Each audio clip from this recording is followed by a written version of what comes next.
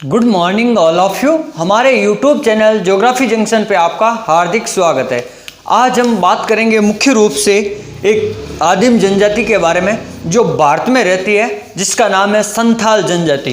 क्या नाम है? संथाल।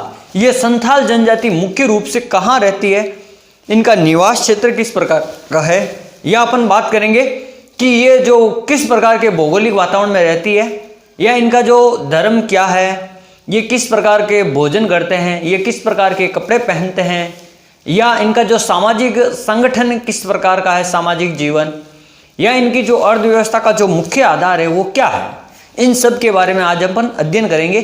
तो सबसे पहले अपन बात करते हैं संथाल। ये है जो मुख्य जनजाति है संथाल।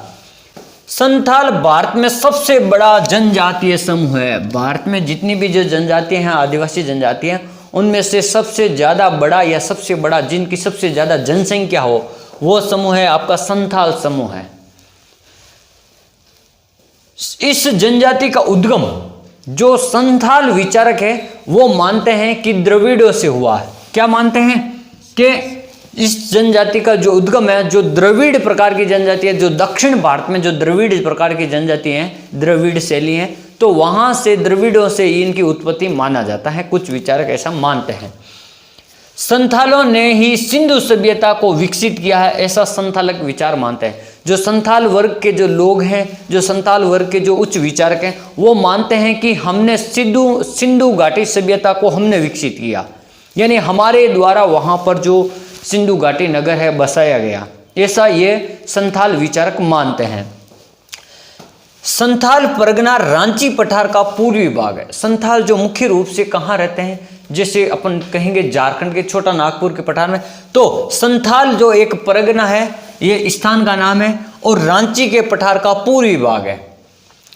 इस पठार का निर्माण लावा के निक्षेप द्वारा हुआ था। जितना जैसे आपको पता है, जैसे प्रायद्वीपीय पठार का लगभग अधिकांश भाग है जो दक्कन लावा पठार यानी ज्वालामुखी के लावा से निर्माण हुआ, ये सबसे प्राचीनतम पठार है। तो ये भी एक उसी का ही भाग है। इस पठार का निर्माण लावा निक्षेप से हुआ है। यहाँ ब्राह्मणी, गुआनी, अजय और मौर प्रमुख नदियां इस पठार में से होकर गुजरती है।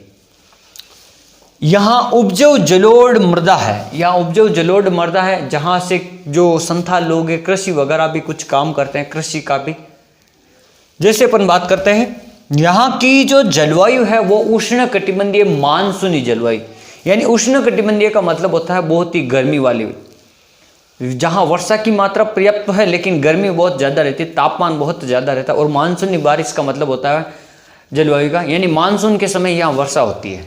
जैसे अपन बात करते हैं ग्रीष्मकालीन मानसून, यानी गर्मियों में जो मानसून आता है दक्षिण पश्चिमी मानसून, उससे यहाँ पर बारिश होती है। ग्रीष्म ऋतु में यहाँ अधिक गर्मी पड़ती है, यानी गर्मियों की ऋतु में यहाँ अधिक गर्मी रहेगी, और सर्दियों में यहाँ सर्दी रहती है। वर्षा यहाँ पर पर्याप्त मात्रा में होने के कारण इस क्षेत्र में जो वनस्पति है पर्याप्त, या पेड़ पौधे है या जैव विविधता है वो पर्याप्त है। अपन कह सकते हैं वनस्पति से आच्छादित क्षेत्र है, यहाँ पर वन वगैरह ज़्यादा है, पेड़ पौधे ज़्यादा है। फिर अपन बात करते हैं इनका जो मुख्य निवास क्षेत्र है, ये कौन कौन से जिलों में, राज्यों में या परगनों में रहती हैं। तो निवास क्षेत्र झारखंड राज्य का छोटा नागपुर का पठार, ये हमेशा आपको ध्यान रखना। जो छोटा नागपुर का पठार है ये भारत में सबसे ज़्यादा खनिजों के भंडार के लिए प्रसिद्ध है, उत्पादन और भंडार होता है, इसलिए इसको खनिजों का अजायब घर कहते हैं, छोटा नागपुर पठार को या झारखंड राज्य को। यहाँ यह देखो परगना, यहाँ कौन कौन से जिले या क्षेत्र है, जैसे परगना है, पलामू है, रांची है, हजारीबाग है, जनपद तो ये है आपके झारखंड में, तथा पश्चिम बंगाल का वीरभूमि क्षेत्र या वीरभूम क्षेत्र है, तथा उड़ीसा का कटक, उड़ीसा का जो क्षेत्र है एक कटक वो क्षेत्र है। त्रिपुरा के कुछ ऐसे क्षेत्र, जैसे त्रिपुरा के भी कुछ क्षेत्र हैं जहां पर ये जनजाति रहती है। अब जो ये गिरिडीह है, बांकुरा है, वर्धमान है, वीरभूमि, यहाँ पर संथाल जनजाति की सबसे अधिक जनसंख्या निवास करती है। यहाँ पर अधिक सकेंद्रण है जनसंख्या का। कहाँ सकेंद्रण है? गिरिडीह है, बांकुरा है, वर्धमान है, वीरभूम है, ये क्षेत्र या ये जिले, इनमें सबसे ज़्यादा जनसंख्या रहती है, जो ये अपन पढ़ते हैं संथाल जनजाति। फिर अपन बात करते हैं शारीरिक गठन। जो ये शरीर की रचना की दृष्टि से ये किस प्रकार से दिखते हैं, जैसे ऑस्ट्रेलाइड या द्रविड़ प्रजाति के जैसे, जो ऑस्ट्रेलिया से इंडो ऑस्ट्रेलियन जो जनजाति है या अपन कहते हैं द्रविड़ जनजाति है, उनके जैसे दिखते हैं। इनकी त्वचा का रंग हल्का भूरा व काला होता है। कैसा होता है? हल्का भूरा व काला रंग होता है। बाल इनके क्या होंगे? इनके शरीर के ऊपर बाल अधिक होंगे तथा बाल सीधे होंगे। इनकी नाक है थोड़ी लंबी होती है, नाक लंबी होती है और मुंह फैला हुआ, या ऐसे कह सकते हैं मुंह की चौड़ाई थोड़ी अधिक होगी। मुंह या तो फैला हुआ या मुंह की चौड़ाई थोड़ी अधिक होगी। होठ पतले होंगे। होठ किस प्रकार से? होठ थोड़े पतले होंगे और कद छोटा होगा। कद क्या होगा इसका? छोटा होगा। दक्षिण पूर्वी एशियाई या आदिवासी जैसे दिखते हैं। ये दक्षिण पूर्व एशियाई या आदिवासी जैसे दिखते हैं। वस्त्र, इनके वस्त्र जैसे पुरुष वर्ग घुटनों से ऊपर धोती, स्त्रियां यानी पुरुष वर्ग जो घुटनों से ऊपर धोती पहनते हैं और स्त्रियां भी वहां पर धोती पहनती है। और फिर स्त्रियां वक्ष स्थल पर कोई कपड़ा नहीं पहनती है, यानी जो शरीर होता है उसके ऊपर कोई कपड़ा नहीं पहनती है। ये ओनली फॉर अपने आंचल को लपेटे हुए रहती हैं। और विशेष उत्सव या जब शादी समारोह होते हैं, जब विशेष कार्यक्रम या विशेष उत्सव वगैरह शादी समारोह होते हैं, तो वहां उस समय कुर्ता या पगड़ी पहनने का रिवाज है। जब शादी समारोह होता, कोई विशेष उत्सव होता, तो वहां पुरुष पगड़ी वगैरह पहनते हैं। जैसे अपन बात की जाए उनके भोजन की, यानी ये किस प्रकार का भोजन करते हैं, तो मुख्य रूप से ये धान, जैसे अपन कहते हैं ना चावल और शिकार से जो प्राप्त मांस वगैरह होता ना वो। फिर ये मछली पकड़ने का काम, मछली का मांस वगैरह खाते हैं। ये जड़ी बूटियां जंगल से जो कंद मूल फल फूल मिलते हैं उनको खाते हैं। और ये गाय को क्या पवित्र मानते हैं और गाय की पूजा करते हैं। क्या करते हैं? गाय को पवित्र मानते हैं और गाय की पूजा करते हैं।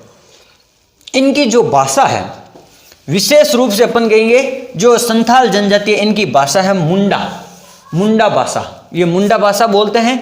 ये आस्ट्रिक वर्ग की भाषा है। त्योहार, इनके मुख्य रूप से 3 त्योहार होते हैं मुख्य रूप से। एक होता है बाह्य पर्व जो मार्च महीने में आता है, बाह्य पर्व। एक सोहराई पर्व होता है जो अक्टूबर माह में आता है, सोहराई पर्व। एक होता है सक्रात जो फरवरी माह में आता है।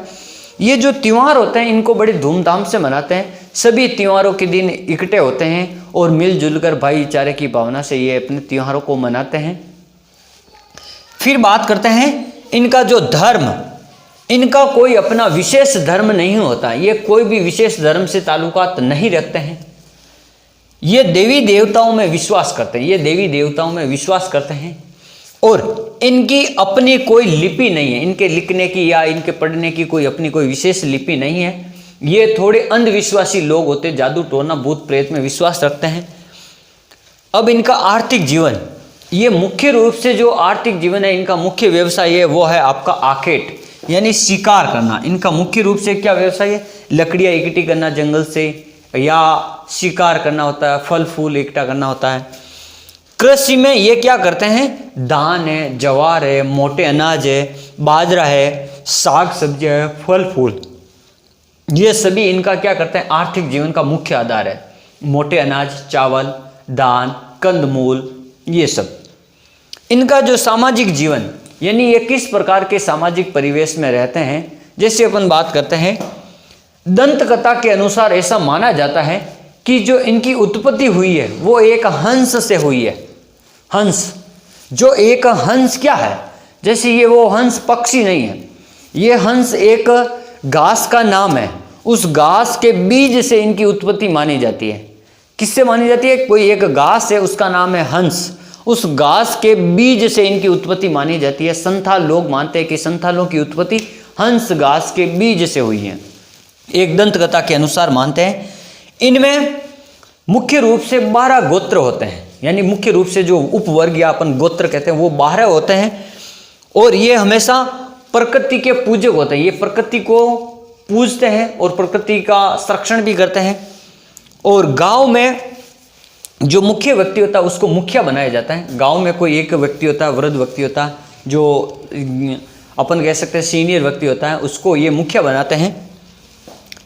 इन परिवारों में संथाल जनजाति में संयुक्त परिवार की प्रथा होती है, कई सारे लोग एक साथ रहते हैं। और जो वृद्ध व्यक्ति होता है उसको परिवार में मुख्य या स्वामी के रूप में मानते हैं। सब उसका जो आदर सम्मान करते हैं, उनका कहना मानते हैं, आज्ञा का पालन करते हैं। फिर अपन बात करते हैं इनके जो घर में जो पूजा का स्थल होता है, जहाँ पर ये पूजा पाठ करते हैं, उनको भीतर कहते हैं। क्या कहते हैं? घर में जो पूजा पाठ होता है उनको ये भीतर कहते हैं। इनमें मुख्य रूप से विवाह के 8 प्रकार होते हैं। ये मुख्य रूप से इनके विवाह के 8 प्रकार होते हैं। विवाह पद्धति करने यानी विवाह किस प्रकार से किया जाता है, इनके 8 प्रकार होते हैं। और विवाह करने को ये बापला कहते हैं। क्या कहते हैं? बपला या बापला, यानी जो किसी प्रकार से ये विवाह करते हैं उसको ये क्या कहते हैं? बापला कहते हैं। तो आज हमने मुख्य रूप से जो एक आदिम जनजाति है जिनका सबसे बड़ा समूह भारत में रहता है, संथाल जनजाति, उनके मुख्य रूप से निवास क्षेत्र, उनके भौगोलिक क्षेत्र, उनका जो धर्म किस प्रकार का है, उनकी भाषा किस प्रकार की है, उनके कौन कौन से त्यौहार व उत्सव हैं, या अपन बात करेंगे उनका भोजन किस प्रकार का है, इनका आर्थिक जीवन किस प्रकार से व्यतीत होता है, या आर्थिक जीवन की जो भूमिका है, जीविका, वो किस प्रकार से अर्जन करते हैं, या इनके जो सामाजिक संगठन है, इन सभी चीज़ों के बारे में या इन सभी विशेषताओं के बारे में आज हमने अध्ययन किया। Thank you.